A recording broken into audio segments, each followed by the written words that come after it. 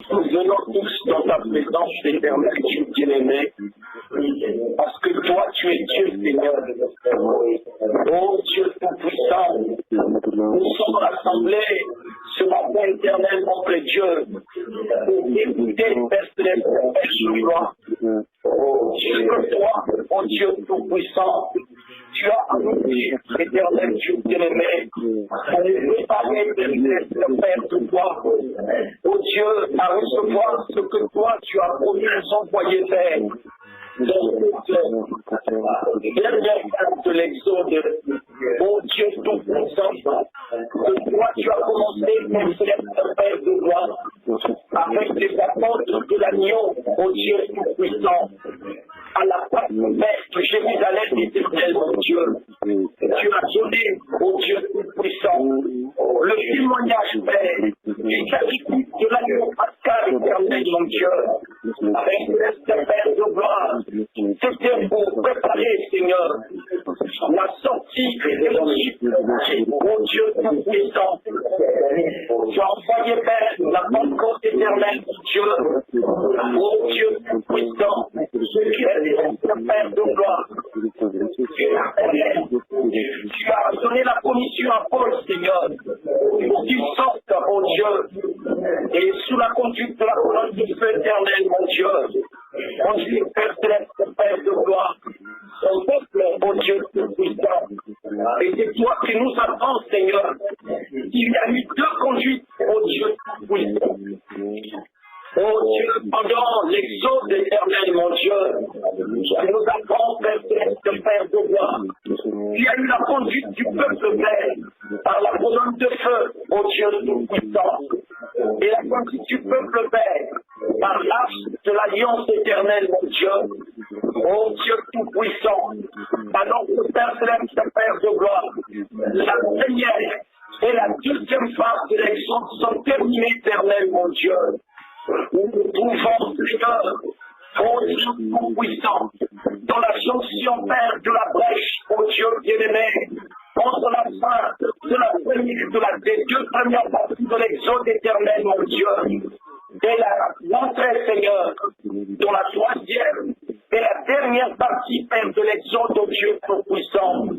Oh Dieu bien-aimé, l'agneau, Père céleste, Père de gloire, a déroulé, oh Dieu tout-puissant, le livre d'Apocalypse 5.1, éternel, mon Dieu, et Père céleste, Père de gloire, William Branham, oh Dieu tout-puissant, quitte la scène, éternel, mon Dieu, avec les apôtres de Jérusalem, dans Apocalypse 21, 9 à 11, éternel, mon Dieu, nous savons, Seigneur, qu'elle montre ton ministère, oh Dieu tout-puissant, l'ange de l'évangile éternel, oh Dieu, doit rentrer en scène, Père céleste, Père de gloire.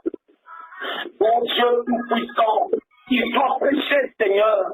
Il doit témoigner, oh Dieu tout-puissant, sur Noé, Père céleste, Père de gloire, jusqu'à ce que, Seigneur, les siens soient scellés, Père, dans l'arche, oh Dieu tout-puissant de Josué, Père céleste, Père de gloire. Ce matin, Seigneur, je viens vers toi. Oh Dieu tout-puissant, nos regards sont fixés vers le ciel, alors que nous regardons, Seigneur, la manière que tu es en train d'accomplir la prophétie, Seigneur. Nous te demandons, éternel, notre Dieu, oh Dieu tout-puissant, toi qui tiens cet exode, Seigneur, dans ta main droite, oh Dieu tout-puissant, Père céleste, Père de gloire, tu nous tiens, Seigneur, et il n'y a rien, Père céleste, Père de gloire, qui puisse nous gravir sous ta main éternelle, mon Dieu. Oh Dieu tout-puissant, toi qui as commencé cet exode en faisant sortir ton peuple de Jérusalem, en marchant dans les âges des continents éternels, mon Dieu, avec la colonne de feu, Seigneur, et tu as terminé avec cela, avec la mort de Frère Branham éternel, mon Dieu. En l'an 2000, Seigneur, tu as envoyé 5 tableaux prophétiques. Et dans les 5 tableaux prophétiques, le premier, tu as montré que nous sommes dans l'attente, Seigneur, oh Dieu, des anges, la perruque blanche éternelle, mon Dieu, de l'ancien légion, Père céleste, Père de gloire, pour l'entrée, Seigneur, en possession du pays promis, oh Dieu tout-puissant, Ce matin, Seigneur, Père, Père de gloire, tu nous tiens dans ta main droite éternelle, mon Dieu. Ce que tu as planté, Seigneur, il n'y a rien, Père céleste, Père de gloire, qui puisse le briser, Seigneur, qui puisse le détruire, oh Dieu Tout-Puissant, qui puisse le disperser, Seigneur. Oh, Père céleste, Père de gloire, tu es puissant, Seigneur. Toi qui nous as appelés, Seigneur, toi, mon Dieu Tout-Puissant, qui nous as donné la promesse éternelle, mon Dieu. Oh Dieu bien-aimé, Père céleste, Père de gloire, manifeste, Père, ta grandeur au milieu de nous. Oh Dieu Tout-Puissant, par le soutien de ta même puissance éternelle, mon Dieu.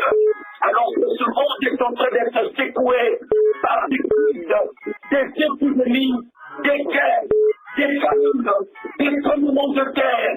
Oh Dieu, tsunami, Seigneur, et toutes ces choses éternelles, mon Dieu.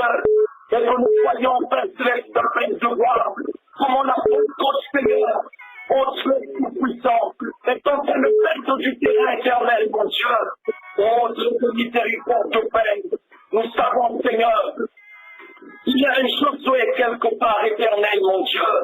Nous savons, Seigneur, qu'il y a l'ange de l'évangile éternel qui doit venir, Seigneur, un de ces 4 matins, Père céleste, Père de gloire, pour annoncer le jugement de Dieu.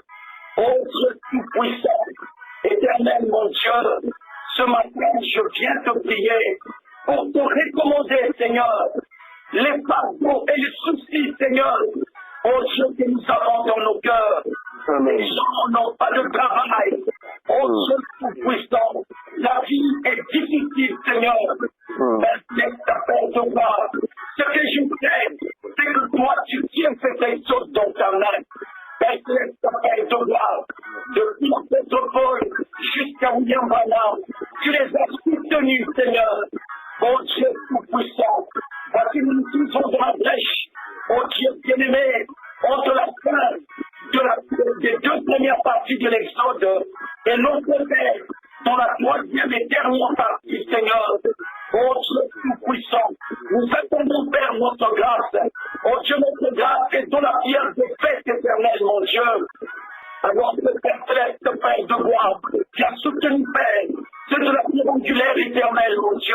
Oh Père, ce matin, Jésus, toi qui dois être élevé à la perfection, et qui nous a de révéler le mystère caché, Seigneur. Oh Dieu Tout-Puissant, nous t'exhortons, Père, ce matin. Nous savons, Père, tu nous as toujours dit que tu es au milieu de nous. Tu as dit, moi, Jésus, je suis au milieu de vous. Oh Dieu Tout-Puissant, voilà pourquoi, Père céleste, Père de gloire, toi qui es au milieu de nous, tu vois les peines de nos cœurs. Oh Dieu Tout-Puissant, donne-nous la force, Père, de ne pas, oh Dieu Tout-Puissant, être dispersé, de tenir, Père céleste, Père de gloire. Oh Dieu Tout-Puissant, que nous puissions nous soutenir, Seigneur, nous supporter, Père, nous aimer, Seigneur, et nous attendre, Père, les uns aux autres éternels, mon Dieu, alors que Père céleste, Père de gloire, nous sommes en train de patienter, Seigneur. Oh Dieu Tout-Puissant, Père céleste, Père de gloire, je te recommande le partage de ce matin. Gloire, puissance, honneur à toi, qui doit être élevé à la perfection maintenant. Oh Dieu, aussi vrai que 2 plus 2 font 4. C'est là où tu conduis, Seigneur. Père, je te prie, oh Dieu Tout-Puissant, il faut que nous puissions avancer dans la prophétie. Et pour que nous puissions avancer, je dois travailler, Seigneur. Oh Dieu bien-aimé, Père céleste, Père de gloire, quand je travaille éternel, mon Dieu, tes bien-aimés sont bénis, Seigneur. Oh Dieu Tout-Puissant, voilà pourquoi, Seigneur, je te bénis, Seigneur, ce matin. Oh, pour ce précieux frère que tu m'as donné. Seigneur, Père, je te prie, tu nous tiens tous dans ta main droite.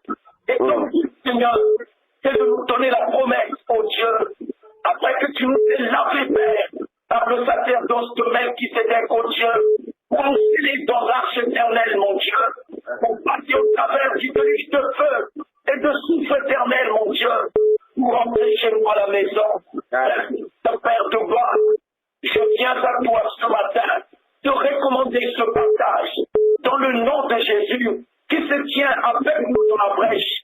ô Dieu Tout-Puissant, j'ai ainsi prié et demandé. Amen. Amen. Je me faisais des exodes là, sur le 8e âge. D'accord. Tu peux me rappeler le titre de la dernière fois là? L'exode de la plénitude et de la perfection. Voilà. Voilà. Vous savez, j'espère que tout le monde m'écoute bien là. Amen. Amen. Le frère Marien, Oui, je suis là. voilà. Parce que, qu'est-ce qui se passe en fait? Chaque semaine, je reçois tellement de choses que vous êtes obligé de me rappeler les titres parce que quand on termine, le Seigneur ne s'arrête pas, il me donne d'autres détails.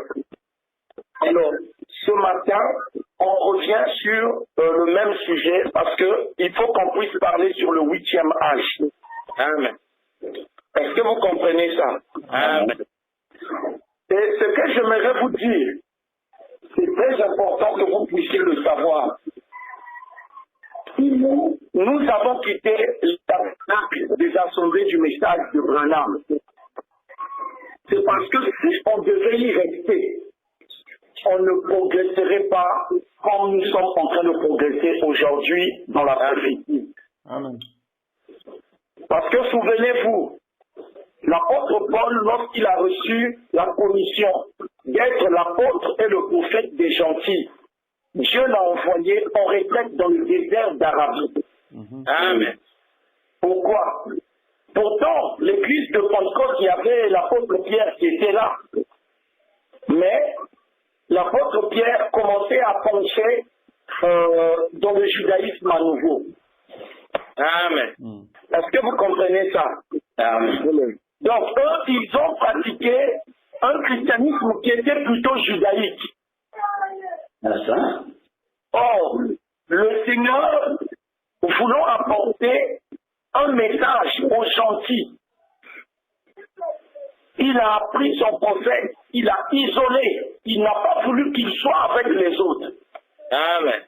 Parce que ce qui allait arriver, c'est quoi? C'est qu'il tomberait sous la coupe de l'influence des autres et il dévierait de sa trajectoire. Amen. Est-ce que vous comprenez ça? Amen. Il ne garderait pas la ligne. Voilà pourquoi le Seigneur l'a mis à part. Et vous voyez que lorsque Paul est venu, de retour du désert d'Arabie, il avait repris l'apôtre Pierre. Amen. Il a repris l'apôtre Pierre parce que l'apôtre Pierre avait encore repris le judaïsme. Est-ce que vous comprenez ça? Amen. Donc, si nous n'étions pas sortis, moi, je ne pouvais pas garder la ligne. Amen. Amen. Est-ce que vous comprenez ça? Amen. Je ne pouvais pas garder la ligne. Alors, le Seigneur nous a fait sortir. Et nous, aujourd'hui, nous sommes en train d'avancer.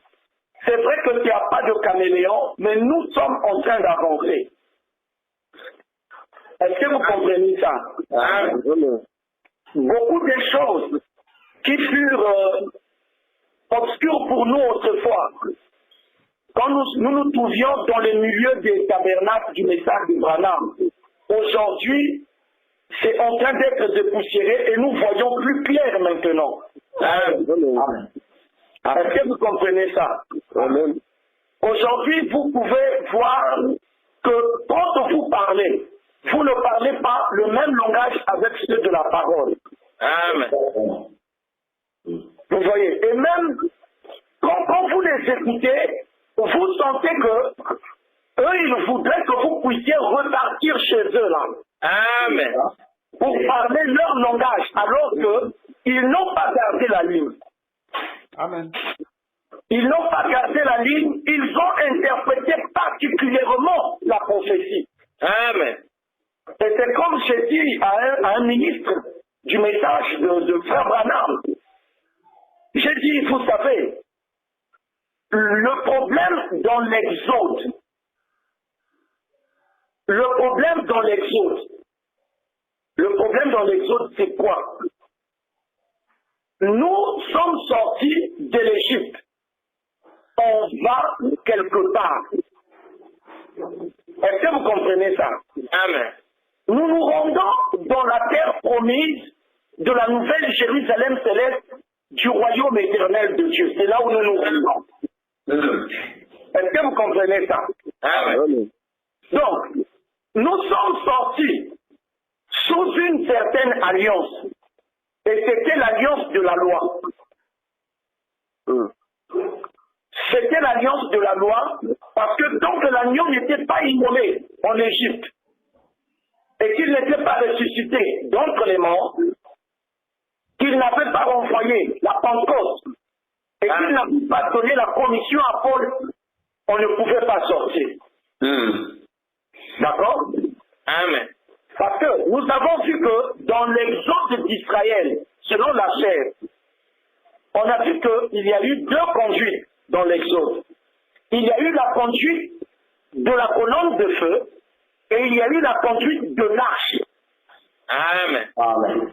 Est-ce que vous comprenez ça? Moïse, dans les jours de la commission de l'exode de Moïse, il conduisait le peuple sous la dictée de la colonne de feu. Parce que tant que la colonne de feu restait sur le tabernacle, il savait qu'il ne pouvait pas se déplacer, il devait rester là. Amen. Parce que celui qui connaissait le chemin vers là où il se rendait, même Moïse ne le connaissait pas. Il dépendait de la colonne de feu. Amen. Est-ce que vous comprenez ça? Amen. Donc, quand la colonne de feu arrivait dans un certain endroit et qu'il s'arrêtait là, le peuple savait qu'ils vont rester là où compte la colonne de feu. Amen. Si la colonne de feu passe 5 ans là, le peuple ne bouge pas, le peuple reste là.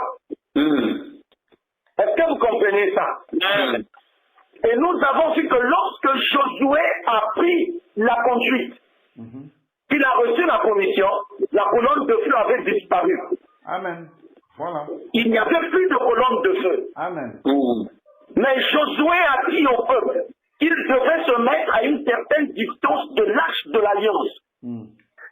Et que l'arche de l'alliance connaissait le chemin. Amen. Est-ce que vous comprenez ça? Il a dit que vous n'êtes jamais passé par ce chemin-là. L'arche de l'alliance connaît le chemin, il va vous conduire. Amen. Est-ce que vous comprenez ça? Donc, dans l'Exode, il y a eu deux conduites. Il y a eu la conduite de l'ange de la colonne de feu dans les âges du complément et de la marche avec le prophète Moïse. Ça, c'était les deux premières parties de l'Exode. Amen. De la sortie de l'Égypte, parce que nous avons identifié l'Égypte aujourd'hui. Nous avons vu que l'Égypte, c'est la Jérusalem des Juifs. Amen. D'accord? Parce que l'agneau fut immolé en Égypte. Est-ce que vous comprenez ça? Alors, ce prophète-là, cet homme de Dieu-là, ce prédicateur du message de Frère Branham, en parlant, nous avons, j'ai touché sur l'Exode là. Vous voyez, quand j'ai parlé avec ce frère, il me dit oui, mais comment est-ce que toi, le message que tu prêches là, l'église Ponte t'a dit, mais c'est l'église du message, tout ça. J'ai dit non. J'ai dit non.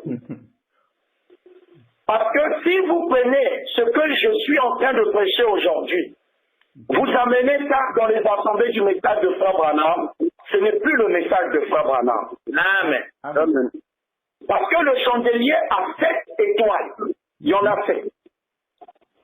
Est-ce que vous comprenez ça? Amen.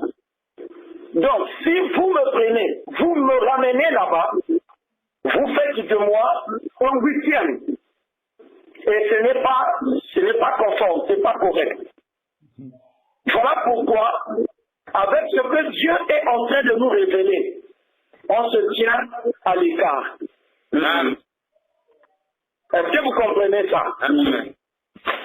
Alors, ce que je veux vous dire, c'est quoi? On reprend un peu la prophétie de Charles White Jones, s'il vous plaît. Quelqu'un a la prophétie? Quelqu'un a la prophétie? Moi, je l'ai pas. Bon, d'accord, moi je l'ai. Je l'ai.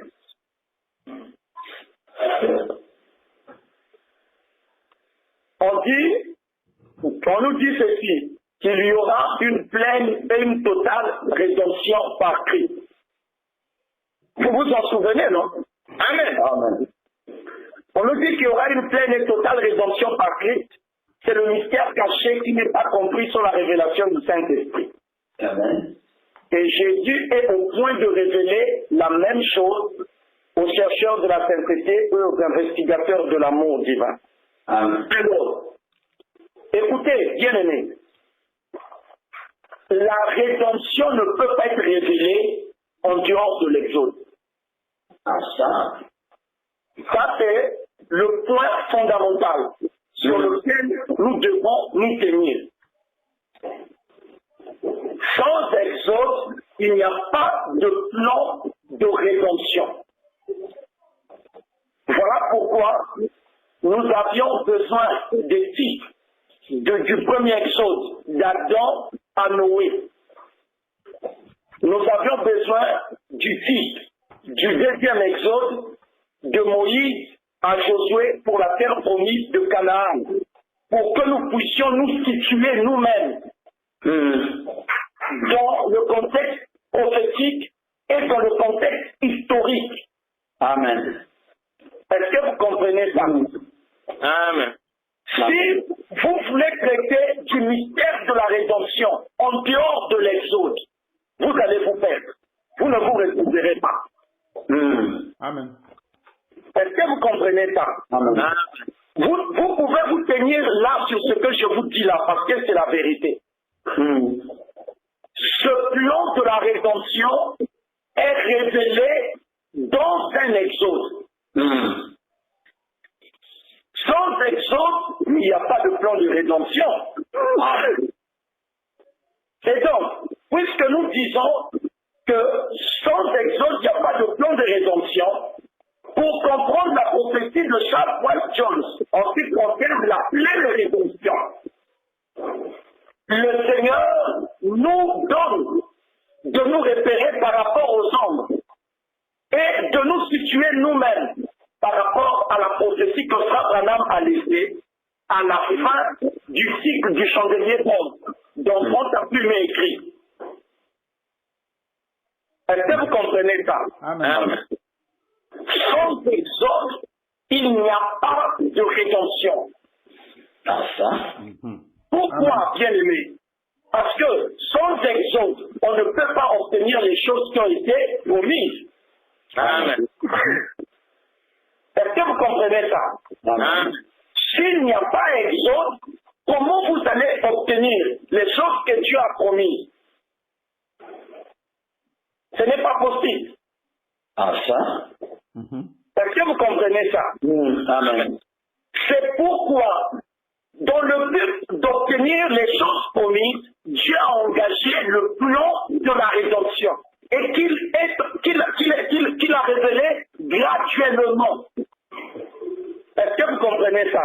Amen. Amen. Il révèle le plan de la rédemption graduellement.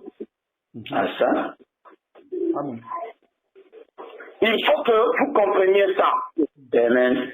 Comment il révèle graduellement le plan de la rédemption? Parce que il y a deux livres dans l'Exode. Amen. Il y a le livre d'Apocalypse 5:1 à 7. Et il y a le livre de Daniel 12:4. Enfin, on va d'abord là-bas. Allons-y là-bas. Apocalypse 5, 1 à 7. Puis je vis dans la main droite de celui qui était assis sur le trône un livre écrit en dedans et en dehors, scellé de 7 sceaux. Et je vis un ange puissant qui criait d'une voix forte, qui est digne d'ouvrir le livre et d'en rompre les sceaux. Personne dans le ciel, ni sur la terre, ni sous la terre ne put ouvrir le livre, ni le regarder. Et je pleurais beaucoup de ce que personne ne put trouver digne d'ouvrir le livre, ni de le lire, ni de le regarder. Et l'un des vieillards me dit, ne pleure point. Voici, le lion de la tribu de Juda, le rejeton de David, a vaincu pour ouvrir le livre et les 7 sceaux. Et je vis au milieu du trône et des 4 êtres vivants, et au milieu des vieillards, un agneau qui était là comme immolé. Il avait 7 cornes et 7 yeux, qui sont les 7 esprits de Dieu, envoyés par toute la terre. Il vint et il prit le livre de la main droite de celui qui était assis sur le trône. Amen. Amen. Alors, il y a ce premier livre-là. Ce premier livre-là nous dit qu'il y a 7 sceaux. D'accord? Et puis, nous allons dans Daniel 12, 4. Toi, Daniel, tiens secret ces paroles et scelle le livre jusqu'au temps de la fin. Plusieurs alors le liront et la connaissance augmentera. Amen. Arrête-toi là. Écoutez-moi, frère. On a 2 livres. D'accord? Amen. Il y a un livre, le livre d'Apocalypse 5, 1 à 7. Qui ouvre ce livre-là? L'agneau. C'est l'agneau, non? Amen. Amen. L'agneau est comment? Immolé. Comme immolé. Voilà. Il est comme immolé. D'accord? L'agneau qui est comme immolé ouvre le livre. On voit qu'il ouvre dans Apocalypse chapitre 6. On va là-bas. Quand il ouvre ce livre-là, Verset. Chapitre 6, verset. à partir du verset 1, on commence là. Chapitre 10 ou 6? 6. D'accord. Je regardais. Quand l'agneau ouvrit un des 7 sceaux, et j'entendis l'un des 4 êtres vivants qui disait comme d'une voix de tonnerre, viens et vois. Voilà. Attends. Alors, c'est l'agneau qui introduit l'exode. Amen. Amen. Parce que le premier être vivant qui intervient là, on sait tout ce qu'il fait. Est-ce que vous comprenez ça? Amen. Amen. On sait tous que l'être vivant qui intervient, c'est le lion. D'accord? Amen. Alors, l'agneau est immolé. Il est le mystère de la rédemption Ah, ça? pour ceux qui sont dans les 4 premiers sceaux-là, des âges de Pentecôte. Amen. Est-ce que vous comprenez ça? Amen. Amen. Ça veut dire quoi? Notre exode se passe dans les sceaux. Est-ce que vous me suivez? Amen. Amen. Souvenez-vous, c'est l'exode de la plénitude et de la perfection. Amen. C'est-à-dire, le temps des ombres est terminé, on entre maintenant dans la réalité des choses. Amen. L'agneau qui avait été immolé à Pâques en Égypte, ce n'était qu'une préfiguration. Amen. Le véritable agneau immolé, c'est Jésus. Amen. Est-ce que vous comprenez ça? Amen. Et Israël, qui devait sortir de l'Égypte pour commencer son exode vers le pays promis, ce n'est pas l'Israël des 12 tribus d'Israël qui reste. Ah, ça? Parce qu'on voit bien, Israël là, c'est l'Église. D'accord? Amen. C'est l'Église. Il faut que ça soit clair parce que Amen. le lion, le veau, l'homme, l'aigle, ça c'est la rédemption par la foi de ceux du mystère des 7 chandeliers d'or. Amen. Est-ce que vous comprenez ça? Amen. Amen. Parce que souvenons-nous d'une chose. Le chandelier devait faire face à quoi dans le tabernacle? À la table de proposition. Alors, quand vous avez l'agneau qui est immolé, il a accompli la Pâque. D'accord? Il a accompli la Pâque. Pourquoi est-ce qu'il a accompli la Pâque? C'est pour la sortie. Amen. Amen. Amen. Est-ce que vous comprenez ça? Amen. Amen. Le but de Pâque, si Jésus est mort à la croix, c'était dans le but de l'exode. Amen. Amen. Est-ce que vous comprenez ça? Amen. Alors, ne l'oubliez pas. Parce que tant que l'agneau n'avait pas pris le livre de la main droite de celui qui était assis sur le trône, l'exode ne pouvait pas être révélé. Amen. Parce que c'est lorsqu'il prend le livre et qu'il l'ouvre, remarquez que tant qu'il n'était pas immolé, il ne pouvait pas ouvrir le livre. Amen. Amen. Est-ce que vous comprenez ça? Amen. Amen. Tant que l'agneau n'était pas comme immolé, l'exode ne pouvait pas commencer. Est-ce que vous comprenez ça? Amen. Donc, après qu'il ait été immolé, qu'il soit ressuscité des morts, et qu'il a été élevé dans le ciel, quand il a envoyé la Pentecôte au milieu de l'Église se préparait pour un exode. Amen. Mais maintenant, il avait caché ce mystère-là à Pierre. Il a révélé ça à Paul. Amen. Vous voyez? Parce que nous nous souvenons d'une chose. L'exode de la sortie d'Israël de l'Égypte avait 2 prophètes. Est-ce que vous savez ça? Amen. Amen. Il y avait Aaron et Moïse. Amen.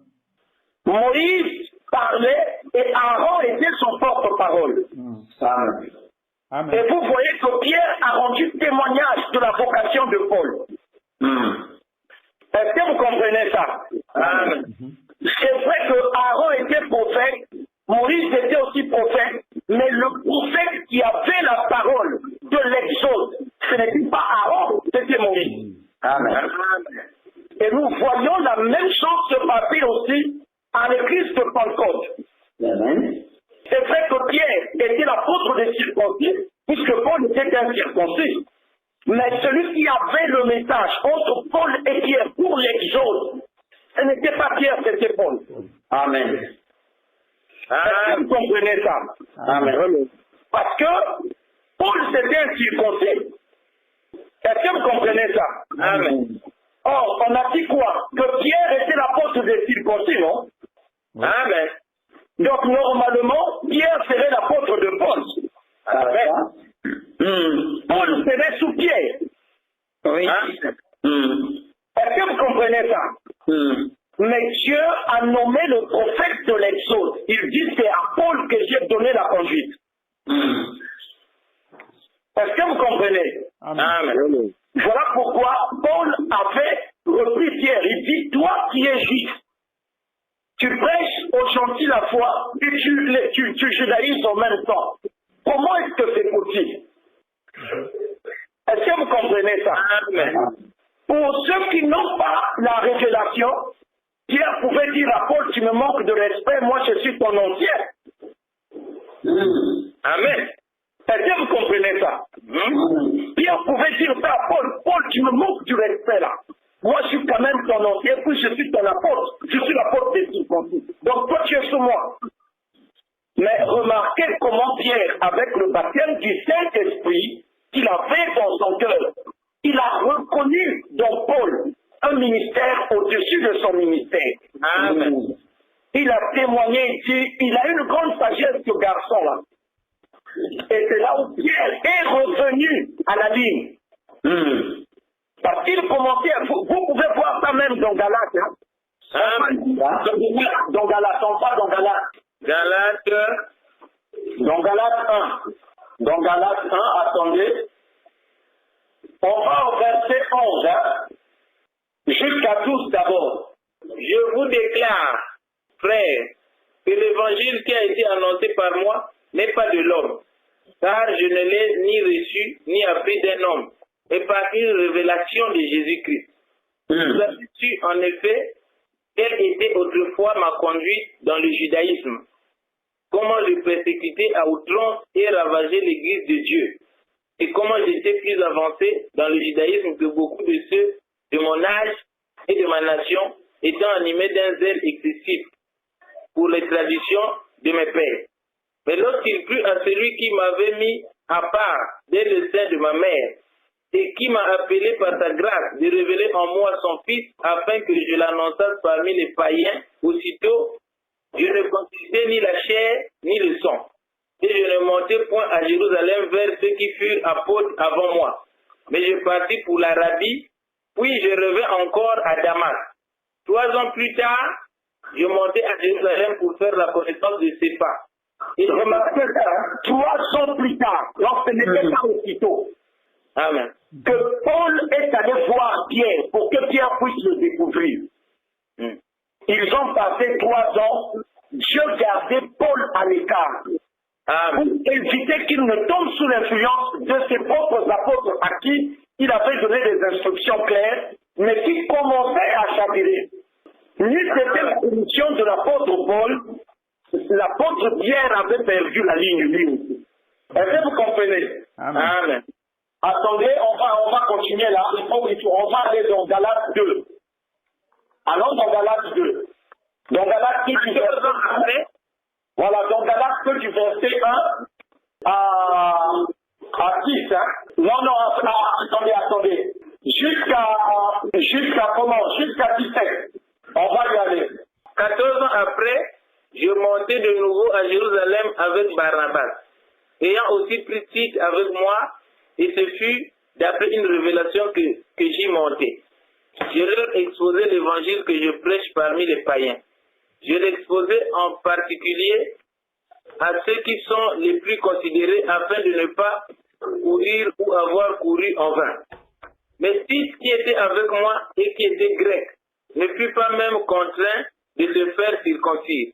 Et cela à cause de faux frères qui s'étaient effectivement introduits et glissés parmi nous pour épier la liberté que nous avons en Jésus-Christ, avec l'intention de nous asservir. C'est ça. Avec des faux frères qui s'étaient glissés parmi nous, dans quelle intention? Avec l'intention de nous asservir. De nous asservir comment? À nouveau. Voilà. Hein? Le mot là. Avec l'intention de nous asservir. C'est-à-dire, nous ramener aux choses anciennes à laquelle nous étions déjà sortis. Ça? Est-ce que vous comprenez ça? Amen. Les gens là ont vu que ceux-là, il faut qu'on entre là-bas dans la rue, qu'on puisse les ramener petit à petit à se retrouver dans la loi. Ils un peu leur histoire de la foi là. Est-ce que vous comprenez ça? Amen. Des faux frères, écoutez Pierre, écoutez Paul. Paul dit des faux frères qui s'étaient glissés parmi nous. Donc eux, ils étaient entrés dans le but de détruire la foi. Ça? Parce qu'ils ont vu que ceux-là sont en train de gagner du terrain. On est en train de perdre des gens. Donc pour les empêcher d'avancer, on va devenir des frères. On va faire comme si on s'était convertis comme eux. Est-ce que vous comprenez ça? Amen. On va nous aussi se mettre à invoquer le nom de Jésus. Mais on sait au fond que tout ça c'est faux et on va les ramener à la loi. Ça? Est-ce que vous comprenez ça? Et cela à cause de faux frères qui s'étaient furtivement introduits et glissés parmi nous pour épier la liberté que nous avons en Jésus-Christ avec l'intention de nous asservir. Parce que vous étiez sortis, leur but c'est de vous ramener là où vous étiez avant là.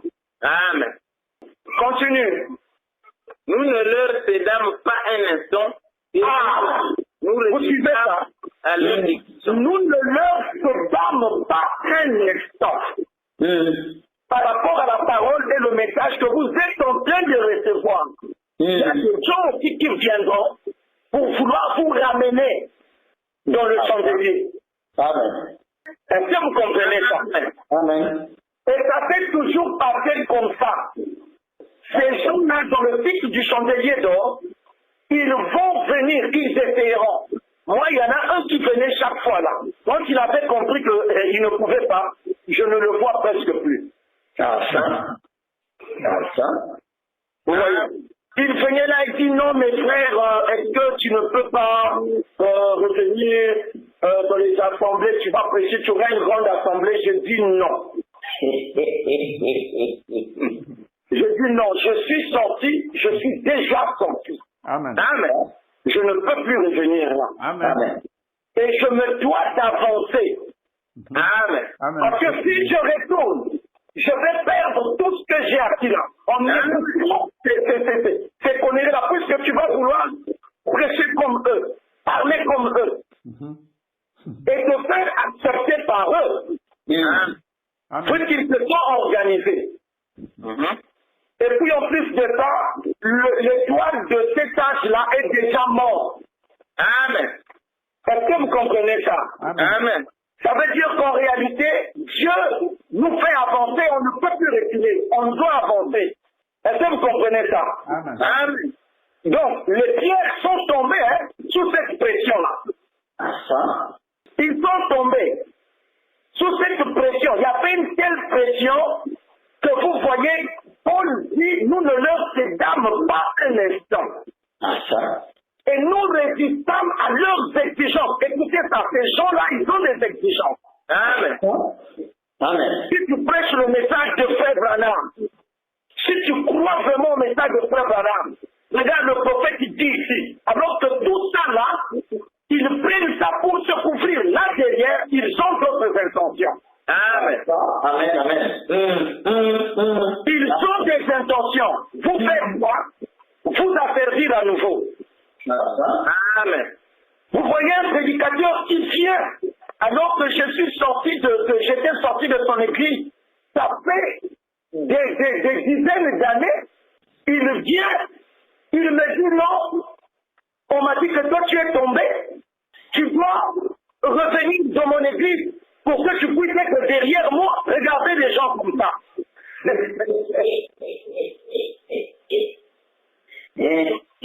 Est-ce que vous comprenez ça? Amen. Mais comme Dieu est avec nous, il m'a fait parler, regarde le ministre que tu vois là, en tout cas, ça c'est chaud là. Regarde ce qu'il pense de toi. Regarde ce qu'il dit là. Tu sais que ce qu'il est en train de dire là, il parle de toi. Et le lendemain, il a commis une grosse bêtise. Il est venu simplement confirmer ce que la veille Dieu me disait de lui. Amen. Sous l'onction, j'ai crié, merci Seigneur Jésus. Il m'a dit, mais tu veux blaguer avec qui? On va se battre des qui comme ça là. J'ai dit, Seigneur, tu ne mens jamais. Amen. Ce que tu dis, c'est la vérité. Amen. Je me suis simplement levé et je suis parti. Ça. Vous voyez ce que font les gens? Ils veulent asservir les autres. Ils veulent asservir les autres.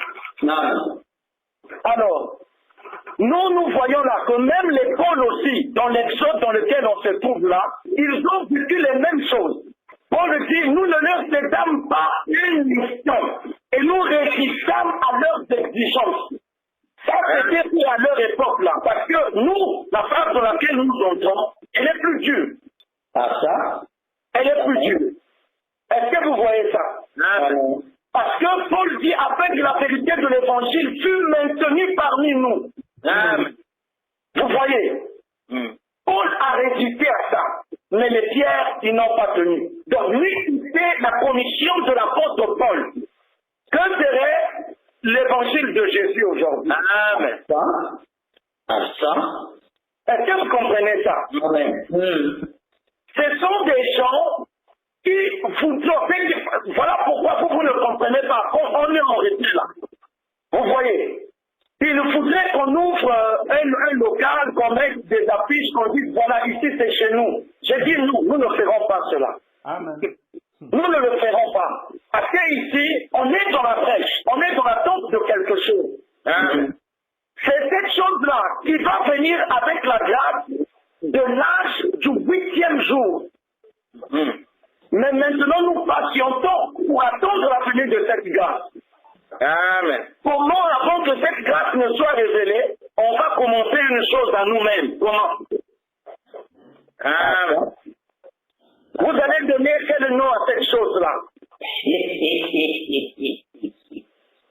Est-ce que vous comprenez ça?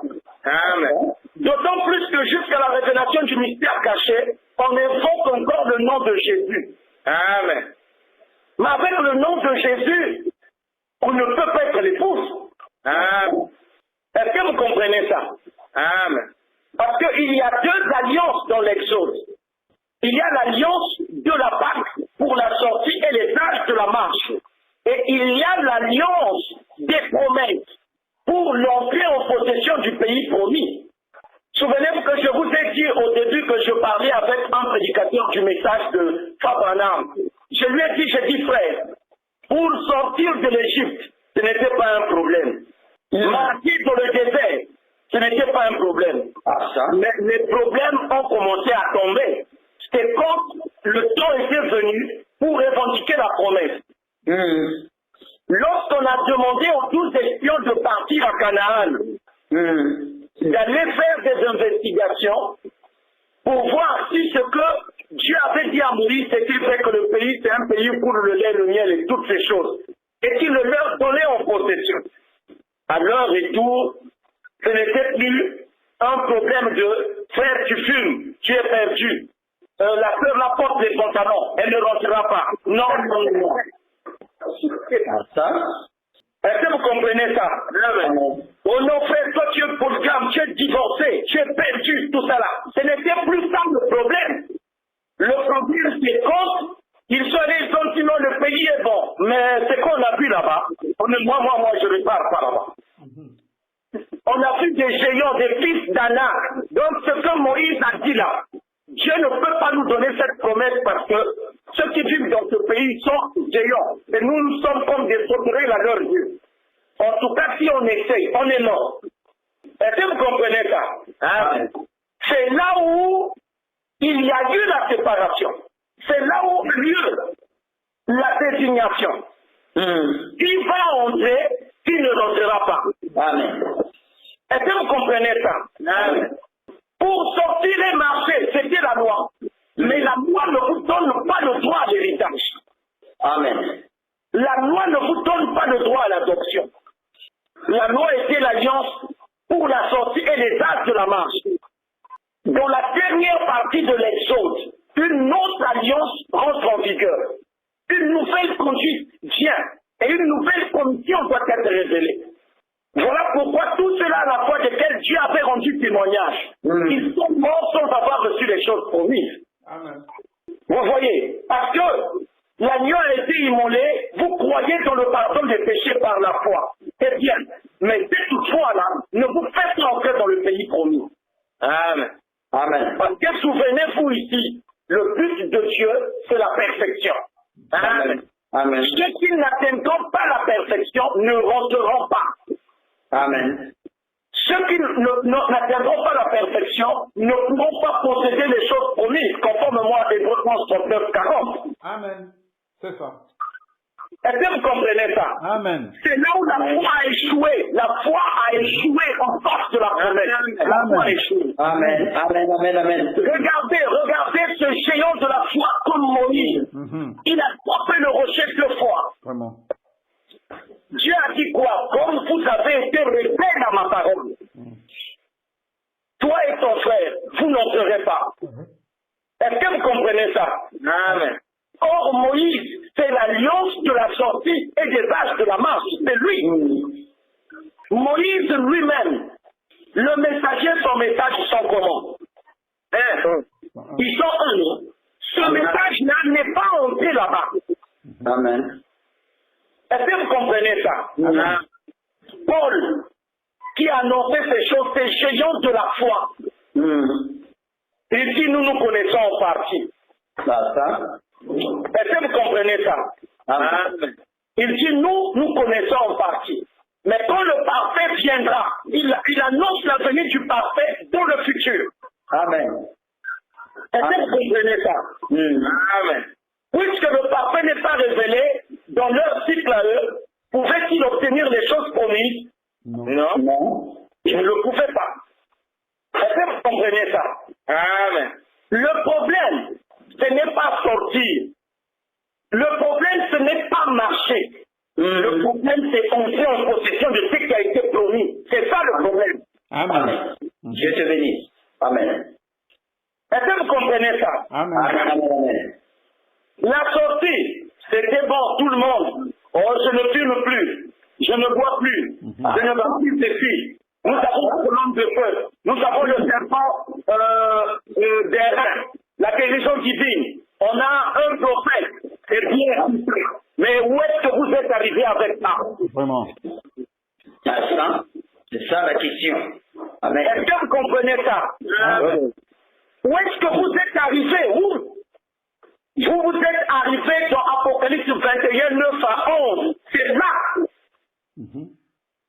Est-ce que vous comprenez ça? Amen. C'est là, dans Apocalypse 21, 9 à 11. C'est là que ces gens-là s'arrêtent. Et c'est là que Frère Branham vient dire, Josué est le prophète de la fin des temps, qui doit venir pour l'Église. Amen. C'est lui le successeur de Paul. Parce que nous, l'évangile que nous avons prêché, c'est l'évangile de Paul. Est-ce que vous comprenez ça? Amen. Dans le cycle du chandelier d'or, tu as porté un autre évangile que celui que Paul a porté, tu es un anathème. Ah, ça? Amen. Paul a dit, combien même un ange du ciel, ou nous-mêmes, venez à vous apporter un autre évangile que celui que nous vous avons prêché, qu'il soit anathème. Amen. Est-ce que vous comprenez ça? Amen. Irénée, Martin, Columbus, Luther, Wesley, Branham ont répété l'évangile de Paul. Ils n'ont pas eu un évangile à eux. Ah, ça? Ils ont gardé l'évangile que Paul a prêché. Amen. Est-ce que vous comprenez ça? Amen. Mais dans cet évangile-là, il n'y a pas le parfait. Ah, ça? Est-ce que vous comprenez? Amen. Dieu a rendu témoignage de leur foi. La foi de Branham a été confirmée par des colonnes du feu qui ont été photographiées scientifiquement. Mais il est où aujourd'hui? Amen. Est-ce que vous comprenez ça? Amen. Il a annoncé la venue de Josué. Mais si Josué doit venir, il ne peut plus apparaître dans le chandelier d'or. Est-ce que vous comprenez ça? Amen. S'il doit apparaître dans un autre mystère, on doit retrouver ce mystère-là dans l'Exode. Amen. Est-ce que vous comprenez ça? Amen.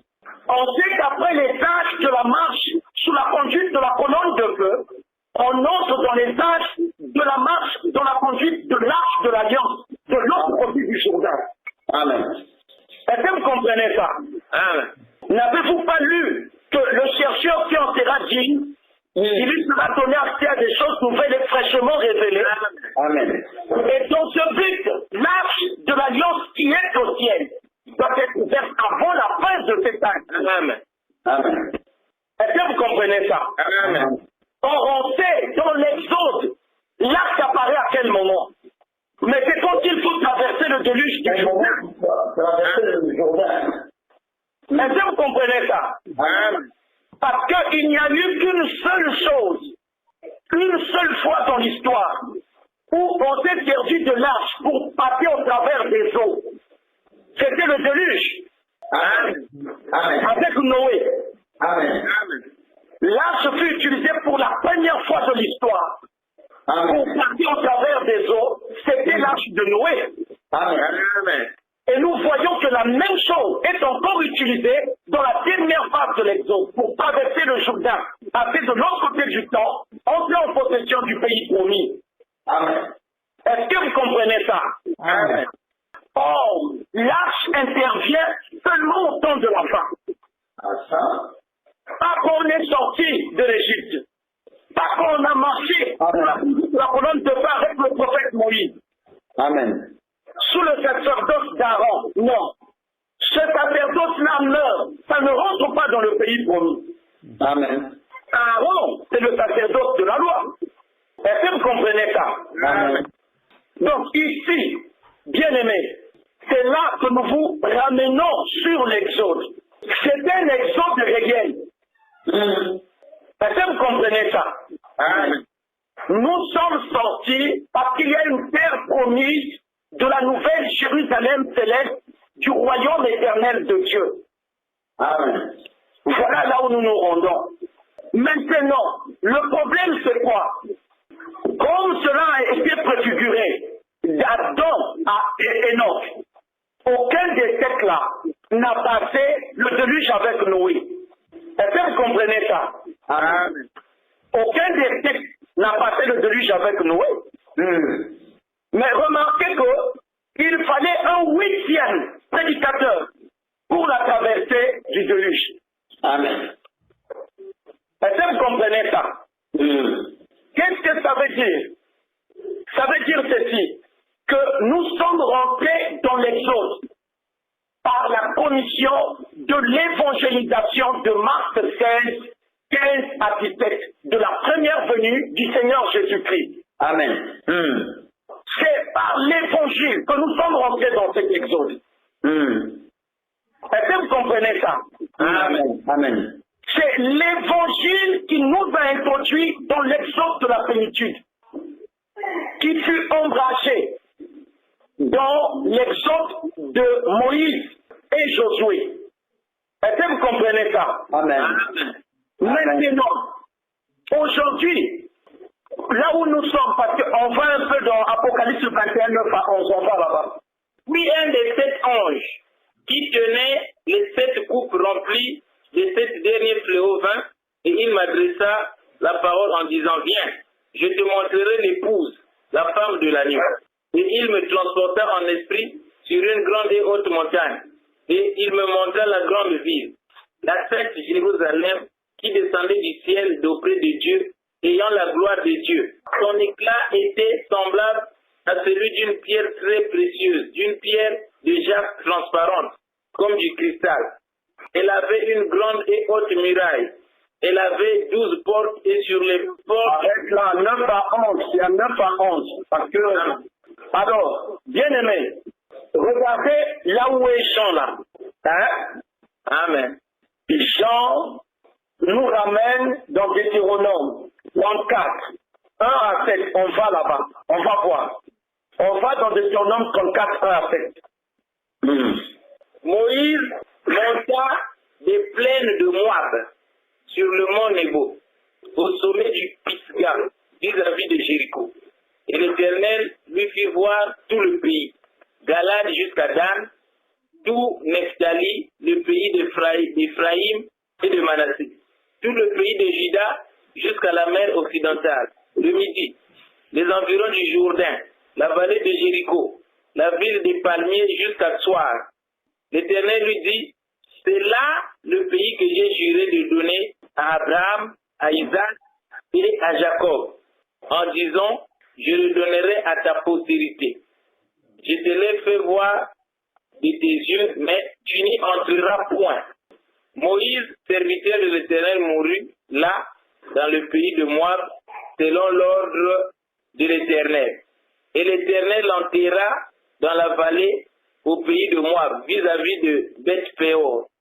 Personne n'a connu son sépulcre jusqu'à ce jour.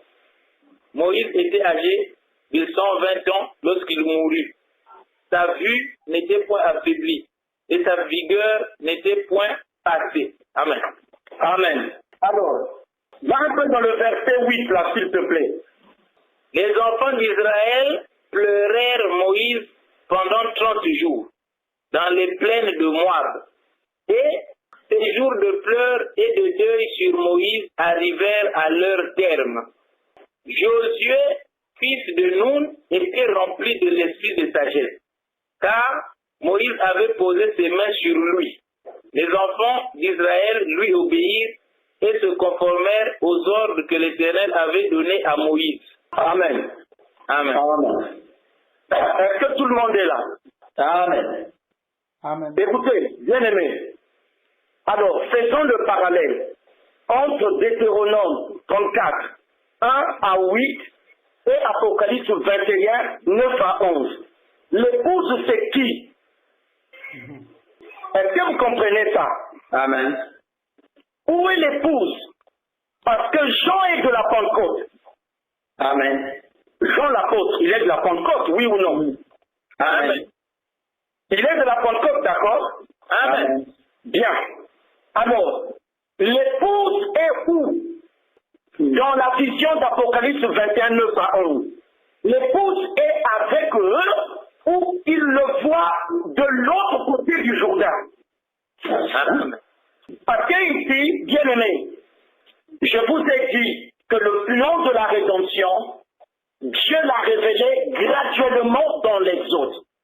Amen. Amen. Amen.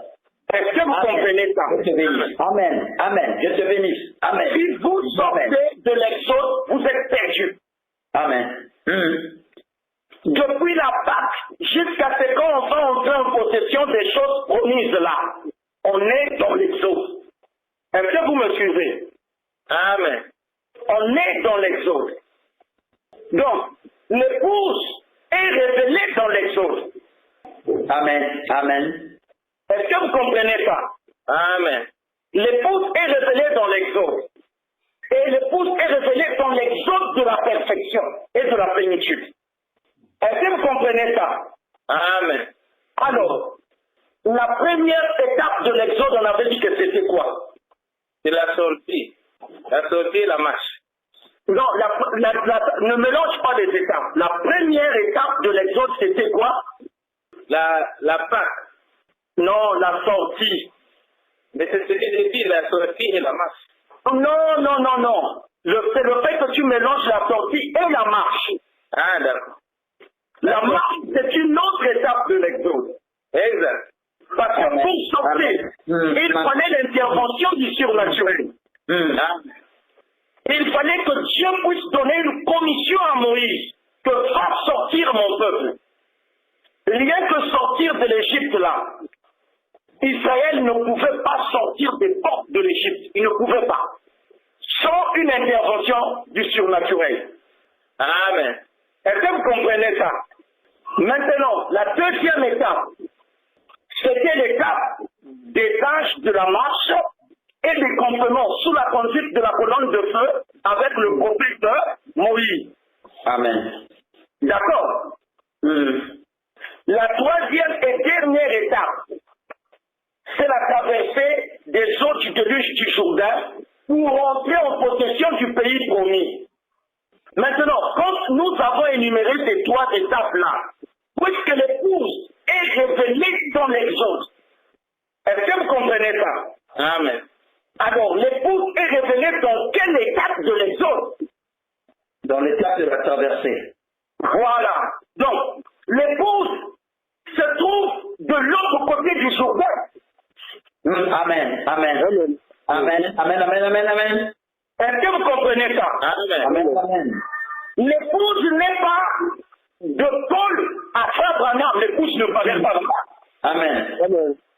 Parce que nous avons vu que tout a commencé à Jérusalem avec la sortie, avec la Pâque. La Pâque, Jésus est mort. Il est ressuscité. Il a répandu la Pentecôte. Et nous avons vu que tant que l'agneau n'était pas immolé, l'exode ne pouvait pas commencer. Est-ce que vous suivez? Amen. Quand l'agneau fut immolé, qu'il ressuscita des morts, alors il fut élevé au ciel. Quand il a envoyé la Pentecôte, c'est là qu'il a ouvert, vous voyez, l'exode de la plénitude et de la perfection. Parce qu'il a dit, dans la maison de mon Père, il y a plusieurs demeures. Je m'en vais vous préparer une place. Et lorsque je m'en serai allé, je reviendrai et je vous prendrai avec moi. Amen. Là où je suis, que vous y soyez aussi. Amen. Donc, le Christ, dans sa première venue, vient pour un exode. Donc, Jésus, dans sa première venue, il introduit l'exode. Est-ce que vous comprenez ça? Amen. Dans sa première venue, c'était pour commencer l'exode. Et dans sa seconde venue, il vient terminer l'exode. Amen. Si je reviendrai et je vous prendrai avec moi. Est-ce que vous comprenez ça? Quand il dit je reviendrai vous prendre, ça c'est maintenant la dernière étape de l'exode. Amen. La première étape et la deuxième étape de l'exode impliquaient sa première venue. Est-ce que vous me suivez? Amen. Donc, tant que le Christ ne vient pas dans sa seconde venue, est-ce que le bouche peut apparaître? Non. Est-ce que vous comprenez ça? Non. Quand le Christ vient dans sa seconde venue, c'est là où Josué doit recevoir sa commission. Amen. Vous savez, Josué, c'est qui? C'est l'ange d'Apocalypse 14, 6 à 7. On y va. Apocalypse 14, 6 à 7. J'ai vu un autre ange qui volait par le milieu du ciel, ayant l'évangile éternel pour l'annoncer aux habitants de la terre. Amen, amen, amen, amen. À toute nation, à toute tribu, à toute langue et à tout peuple. Il disait d'une voix forte, craignez Dieu et donnez-lui gloire, car l'heure de son jugement est venue. Et adorez celui qui a fait le ciel et la terre et la mer et les sources d'eau. Amen. Amen. Alors, on parle de l'évangile. Amen. Alors, quelle est la commission de cet évangile-là? Ça nous ramène dans Isaïe 61. On est dans Isaïe 61 là, s'il vous plaît. On va là-bas. Et ça veut dire quoi? Qu'à ce stade-là, l'évangile de Paul est comment? Isaïe 61. L'évangile de Paul est fini, c'est fini. Isaïe 61, excusez-moi, bien-aimé. Voilà, on va dans Isaïe 61, 2b à 3. 2b, hein? Ah, 2b. 2b à 3. Et un jour de vengeance de notre Dieu, pour consoler tous les affligés, pour accorder aux affligés de Sion, pour leur donner un diadème au lieu de la cendre, une huile de joie au lieu du deuil, un vêtement de louange au lieu d'un esprit abattu, afin qu'on les appelle les térébintes de la justice, une plantation de l'Éternel pour servir à sa gloire. Amen. Alors, l'ange d'Apocalypse 14, 6 à 7, il a d'abord un évangile éternel. Amen. Amen. Amen. Amen. Alors, c'est quoi l'évangile? On va aller dans Romains 1, 16 à 17. Je vais vous dire quelque chose là-bas. Romains 1, 16 à 17. 16 à 17. Oui. Romains 1, 16 à 17. Car je n'ai point honte de l'évangile de Christ. C'est une puissance de Dieu pour le salut de quiconque croit. Arrête-toi là. L'évangile, c'est une puissance de Dieu pour le salut. D'accord? Amen. C'est ça l'évangile. Puis on va au verset 17. La justice de Dieu par la foi pour la foi, selon qu'il est écrit, le juste vivra par la foi. Écoutez, parce qu'en lui est révélée la justice de Dieu. Il dit, car je n'ai point honte de l'évangile. C'est une puissance de Dieu pour le salut. Parce qu'en lui est révélée la justice de Dieu. Ici, on parle des justes qui vivront par la foi. Or, ça, c'est l'évangile de Paul. Ah oui, amen. C'était l'évangile des âges de la marche. Parce que nous avons dit qu'avec cet évangile-là, ils ne sont pas entrés. Amen. Amen. Est-ce que vous comprenez ça? Or, Paul dit, le parfait va venir. Parce que Paul a exercé la même commission que l'ange d'Apocalypse 14, 6 à 7 pour l'évangile de l'année de la grâce à toutes les nations. Et quand on peut le voir dans Romains 16, 24 à 25, on peut voir ça là-bas. Romains 16, on y va. Romains combien? Romains 16. Ok. 24 à 25. Non, 24 à 26, à 27 plutôt. Romains 16, 24 à 27. Que la grâce de notre Seigneur Jésus-Christ soit avec vous tous. Amen. À celui qui peut vous affermir selon mon évangile et la prédication de Jésus-Christ, conformément à la révélation du mystère caché les écrits des prophètes, d'après l'ordre du Dieu éternel, et porté à la connaissance de toutes les nations. Répète cette partie-là. Répète la partie-là. Et porté à la connaissance de toutes les nations, afin qu'elles obéissent à la foi. À Dieu, Père sage, soit la gloire au ciel des siècles par Jésus-Christ. Amen. Bon, ici, on dit, elle est portée à toutes les nations par le ministère de qui? Par le ministère de... Attends. Et portée à la connaissance de toutes les nations afin qu'elles obéissent. Par le ministère de Paul à ce moment-là. Voilà. Paul a fait la même chose selon l'Apocalypse 14, 6, 7 pour l'évangile de l'année de grâce. Vous connaissez l'évangile de l'année de grâce? Amen. On va aller dans Luc 4. On va aller dans Luc 4 pour que vous puissiez voir c'est quoi. On dit Luc 4. Dans Luc 4, on y va.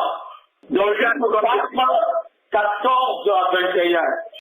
Jésus, revêtu de la puissance de l'Esprit, retournant en Galilée, et sa renommée se répandit dans tout le pays d'alentour.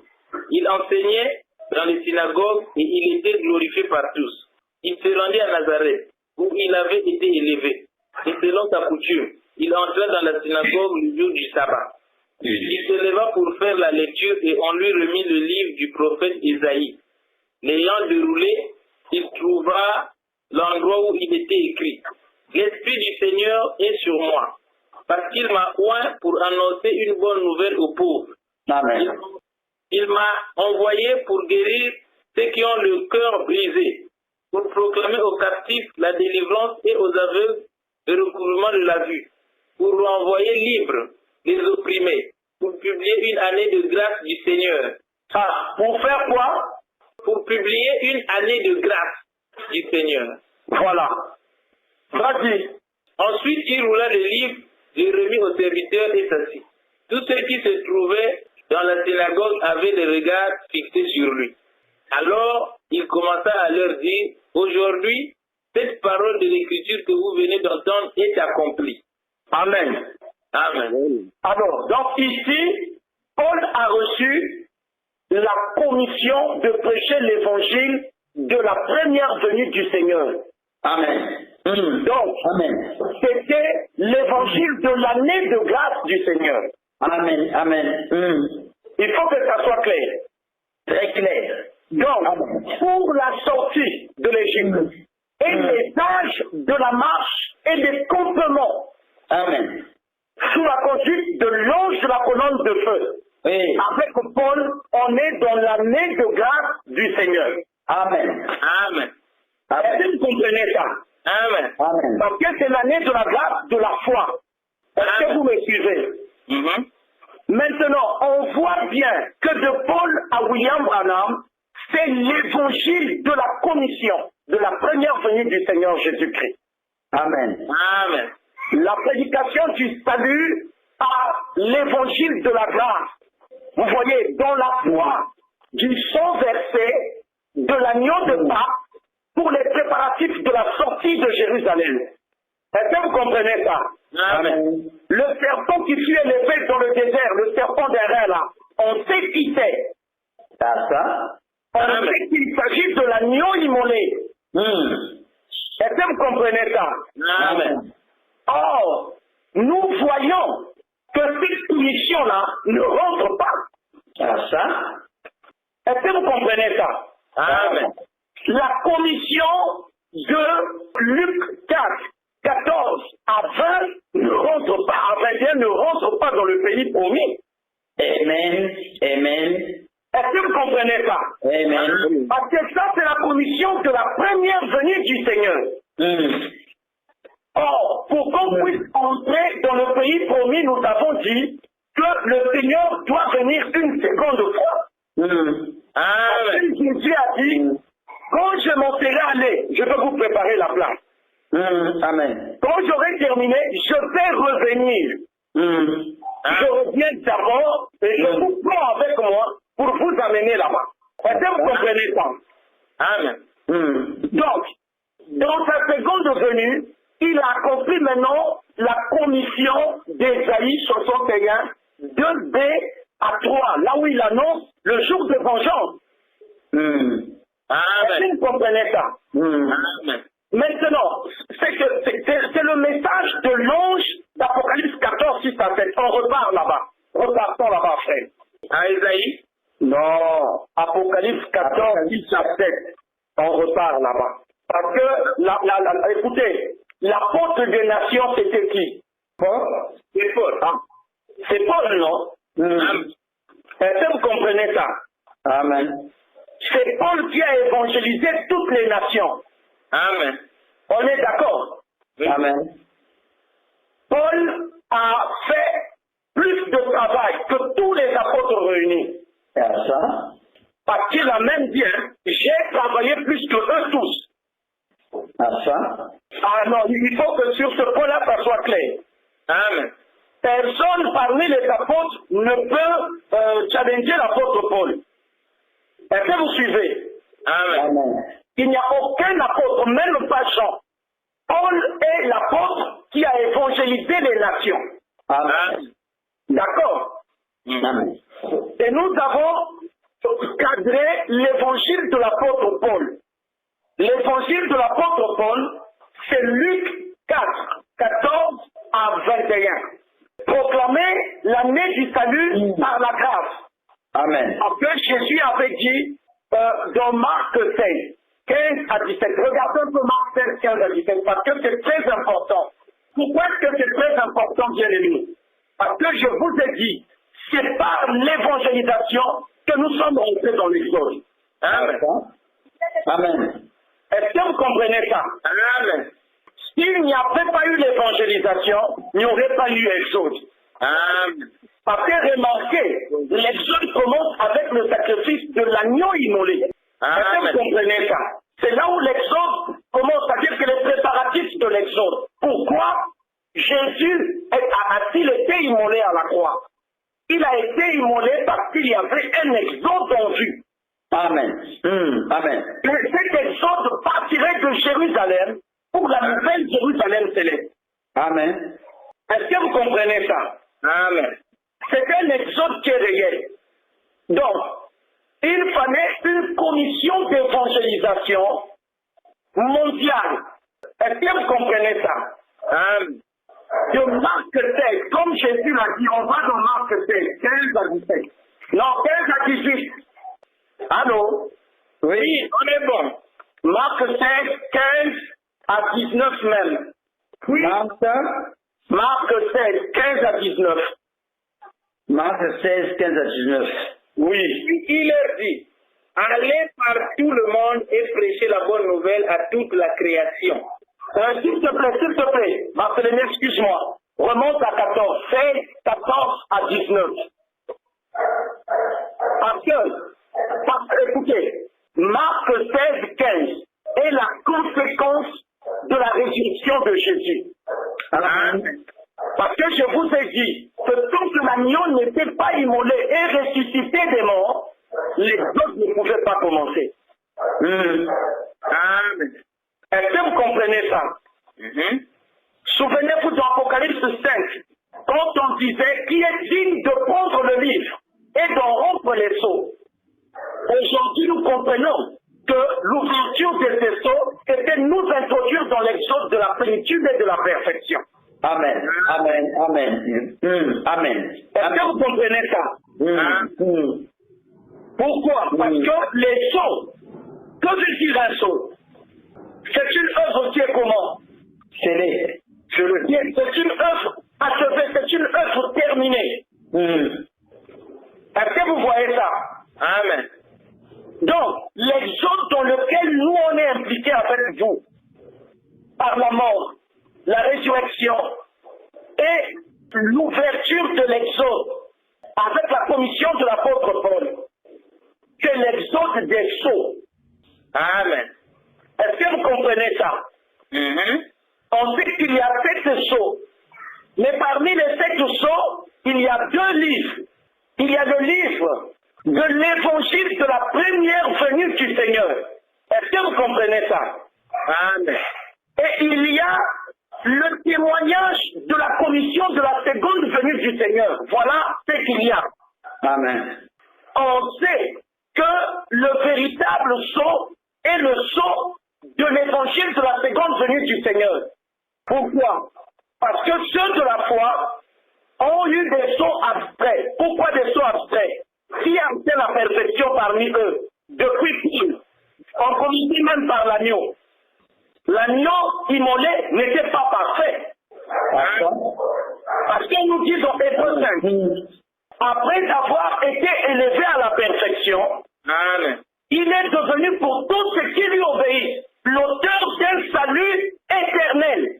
Amen. Bien aimé, c'est le Saint-Esprit qui vous parle, s'il vous plaît. Amen. Amen. Prenez Apocalypse. Je vous le dis parce que tout de suite là, je viens de voir quelque chose.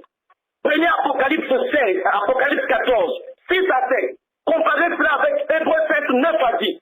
On va parler. Apocalypse 14, 6 à 7. La commission de l'ange de l'évangile éternel là. C'est quel évangile qui est éternel? Amen. Est-ce que vous comprenez ça?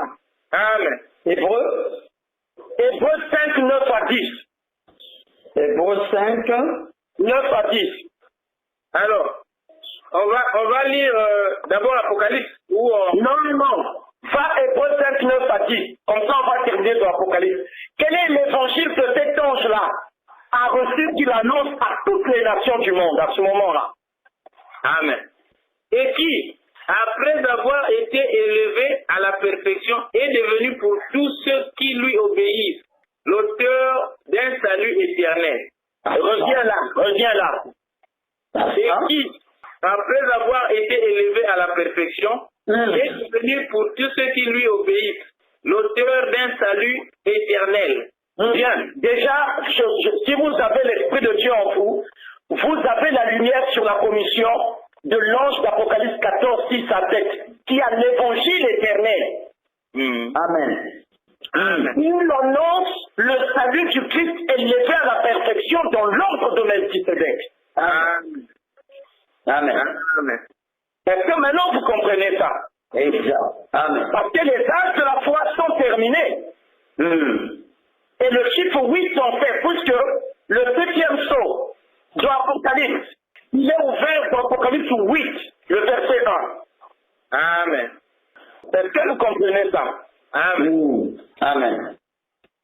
L'ange de l'évangile éternel là, puisque l'évangile, cet évangile-là, a deux volets. Amen. La perfection de ceux qui doivent hériter la terre promise. Amen. Et le jugement de ceux qui doivent être détruits. Amen. Est-ce que vous comprenez ça? Amen. Amen. Il faut que ça soit clair là. Parce que Paul n'a pas prêché l'évangile éternel. Parce qu'il dit que le parfait viendra. Amen. Est-ce que vous comprenez ça? Amen. Parce que quoi? Les 6 sceaux dans lesquels se trouvait révélée la phase de la sortie et de la marche, ce n'est pas l'évangile de la perfection. Amen. Vous voyez? Voilà pourquoi, avec cette commission-là, l'épouse ne pouvait pas apparaître. Mais pour que l'épouse apparaisse, il faut que le Christ soit d'abord élevé à la perfection. Amen. Quand il est élevé à la perfection, dans l'ordre de Melchisédek, alors il révèle un salut éternel. Et il révèle ce salut éternel à l'ange de l'évangile éternel. Amen. Amen. Amen. Est-ce que vous comprenez ça? Amen. Cet ange reçoit la commission de prêcher cet évangile au monde entier. Amen. Est-ce que vous comprenez ça? Amen. Amen. Lorsqu'il finit de prêcher l'évangile éternel au monde entier, alors il entre dans l'arche. Amen. Parce que quand il le prêche, on est au temps de la fin. On vous dit que c'est un évangile éternel. Donc il n'y a plus un autre évangile qui pourra remplacer celui-là. Il est éternel. Amen. Amen. Est-ce que vous comprenez ça? Amen. C'est l'évangile de la perfection. Sans cet évangile-là, on n'a pas accès au pays promis. C'est pas possible. à ça. Amen, amen. C'est la meilleure grâce, parce que Paul a dit ça, il dit, tout cela à la fois de quel témoignage a été rendu, ils sont morts sans avoir obtenu les choses promises. Mais Dieu ayant vu quelque chose de meilleur pour nous, Amen. afin qu'il ne tarde pas sans nous à la perfection. Amen. Est-ce que vous comprenez ça? Amen. Ça, ce n'est plus l'évangile de Paul. L'évangile de Paul ne rentre pas dans l'arche. Amen. Est-ce que vous comprenez ça? Amen. Parce que l'évangile de la commission de la première venue a accompli la loi. Amen. C'est ça. Amen. Parce que Jésus a dit, je ne suis pas venu abolir, mais je suis venu accomplir la loi et les prophètes. Amen. Amen. Mais l'ange de l'évangile éternel vient avec un message qui abolit l'évangile de la première commission là. Amen. Amen. Est-ce que vous comprenez ça? Amen. Aujourd'hui, vous pouvez identifier qui est cet ange-là. C'est qui? Amen. Cet ange-là, c'est Josué. Amen. Est-ce que vous comprenez ça? Amen. Amen. L'église qui doit être tirée de toutes les nations à ce moment-là, c'est elle qui sera l'épouse. À ça. Amen. Est-ce que vous comprenez ça? Amen. Sans la nouvelle commission de l'ange d'Apocalypse 14, 6 à 7, l'épouse ne peut pas paraître. Alléluia. Est-ce que vous comprenez ça? Amen. Voilà pourquoi je vous ai dit, frère, si nous étions restés avec ces gens-là, on n'avancerait pas. À ça. On ne ferait pas avancer. Amen. Est-ce que vous comprenez ça? Amen. Nous gardons nos positions. Et c'est le Seigneur qui est en train de nous conduire, qui prend soin de nous. Amen. Comme il a tenu dans sa main droite les âges de la sortie et de la marche. Il nous tient dans sa main. Même si moi je peux être faible, je ne sais pas comment. Ça ne dépend pas de moi. Mais ça dépend de lui qui a fait la promesse. Amen. Amen. Est-ce que vous comprenez ça? Amen. Amen. Il faut que ça soit clair. L'épouse ne paraît pas dans les tâches de Pentecôte. Elle ne peut pas paraître là. À ça. Amen. Est-ce que vous comprenez ça? Amen. Amen. Parce que Jésus est clair, il a dit, je reviendrai et je vous prendrai avec moi. Donc s'il ne vient pas une seconde fois, l'épouse ne peut pas paraître. Parce Amen. que c'est la phase de l'exode exigeant la perfection. Or, Paul a été humble, il a reconnu, il a dit, dans la phase de l'exode qui nous concerne, nous n'avons pas encore le parfait. Le parfait viendra dans les jours de Josué. Amen. Est-ce que vous comprenez ça? Amen. Amen. C'est là que le parfait viendra. Amen. Est-ce que c'est clair? Amen. Est-ce que maintenant c'est clair? Amen. Sur le ministère de l'ange de l'évangile éternel. Amen. Dieu te bénisse. Est-ce que vous comprenez ça?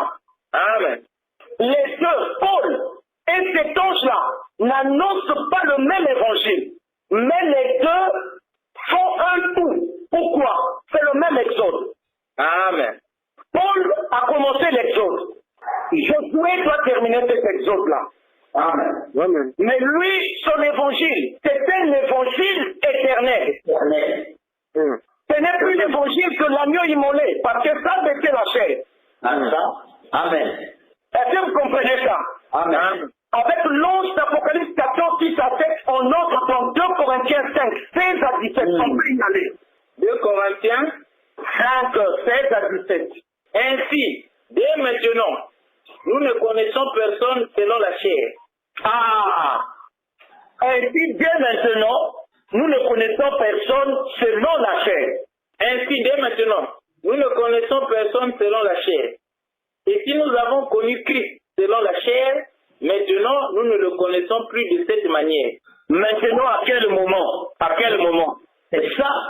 C'est quand il est élevé à la perfection. Amen. Est-ce que vous comprenez ça? Amen. Il ouvre le 7e sceau de l'évangile éternel qui le confie à Josué. À ce moment-là, on ne le connaît plus selon la chair, c'est-à-dire qu'il n'est plus l'agneau immolé. Parce que l'agneau immolé, c'était la parole faite comment? Voilà. Donc, ce n'est pas une connaissance éternelle de Dieu qu'on a, de savoir que Jésus est l'agneau de Dieu. Ce n'est pas ça qui vous donne le droit d'entrer. À l'entrée, cette connaissance de Jésus selon la chair quitte la scène. Amen. Est-ce que vous comprenez ça? Amen. Voilà pourquoi on vous dit, il y a deux grandes commissions de l'évangélisation dans l'Exode qui nous implique. Il y a la commission de l'apôtre Paul et il y a la commission de l'ange de l'évangile éternel d'Apocalypse 14, 6 à 7. C'est lui Josué. Voilà pourquoi Frère Madame dit, il viendra comme conducteur de l'Église de la fin des temps, tout comme Paul. Est-ce que vous comprenez ça? Amen. Donc ils sont deux là. Continue, bien-aimé Barthélemy. Si quelqu'un est en Christ, il est une nouvelle créature. Ah, arrête là. Arrête là. Bien-aimé, si quelqu'un est en Christ, c'est dans Jésus ou bien c'est dans le mystère de Dieu révélé dans l'ordre de Melchisédek? Le ministère de Dieu révélé dans l'ordre de Melchisédek. Vous savez pourquoi? Savez-vous pourquoi? Non. Parce que Jésus, dans sa chair, il ne pouvait pas révéler la connaissance de notre origine éternelle. Amen. Amen. C'est ce que Jésus ne pouvait pas révéler.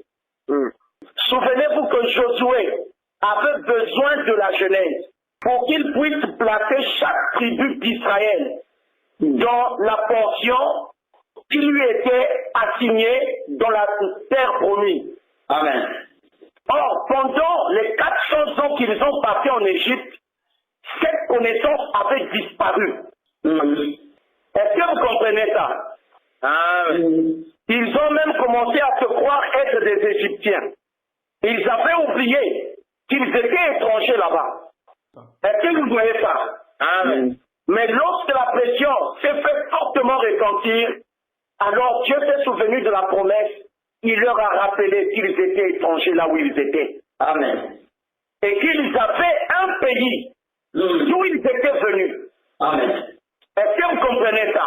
Amen. Donc en fait, c'est la connaissance de notre origine éternelle que la parole ne nous révèle pas. À ça? Parce que la parole commence dans Genèse. Genèse, c'est déjà le temps, ce n'est pas l'éternité. Amen. Et c'est pourquoi Dieu avait posé cette question à Job. Où étais-tu quand je fondais la terre? Est-ce que vous comprenez ça? Amen. Avant Genèse, il y avait quoi? Est-ce que vous comprenez? Amen. Parce que l'adoption, selon Ephésiens 1, 3, 5a, remonte à l'éternité. Ça n'a pas de rapport avec le temps. On peut le voir. Ah, excusez-moi, tellement.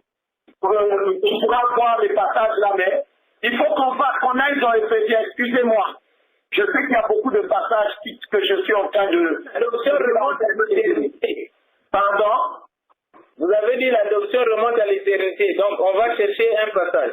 Ephésiens 1, 3, 5a. D'accord.